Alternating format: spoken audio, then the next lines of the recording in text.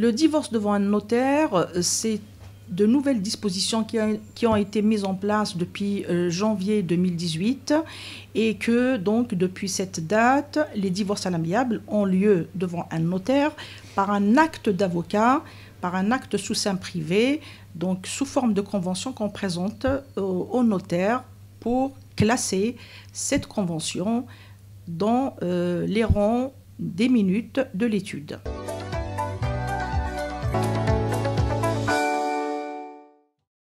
Alors la différence, elle se situe au niveau de la durée. Un divorce à l'amiable actuellement, ce sont des divorces extrêmement rapides. Au bout de 1 mois, allez, on tient compte de l'aléa, au bout de 1 mois et demi, on peut divorcer.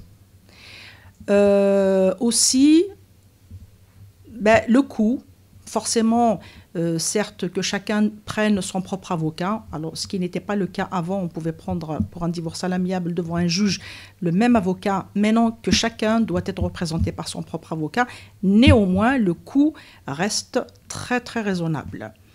Par contre, il y a un inconvénient pour ces divorces à l'amiable devant le notaire quant à ses effets à l'étranger. Notamment en Algérie, ces divorces, ils ne sont pas reconnus. Donc, dès lors qu'en Algérie, un divorce n'est pas rendu par un juge, il n'est pas reconnu, tel que le prévoit justement l'article 49 du Code de la famille algérien.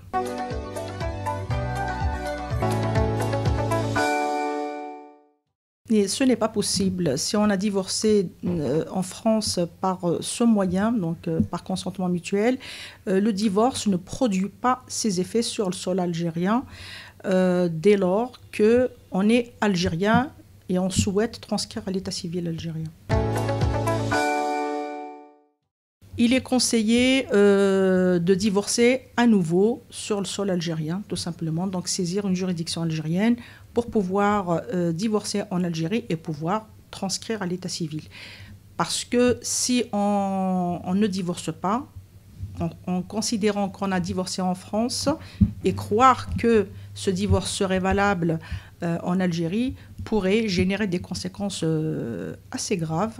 En l'occurrence, le remariage, pour ceux qui souhaitent refaire leur vie, en s'appuyant sur cette décision qui est rendue par un notaire donc en France, donc on ne peut pas se remarier, et aussi dans le cadre de la succession. Si on considère qu'on est divorcé en France en pensant que dans le cadre de l'ouverture d'une succession, si l'un des époux décède, et non, le déroulement de l'héritage, de la succession se passera comme si on n'a jamais divorcé.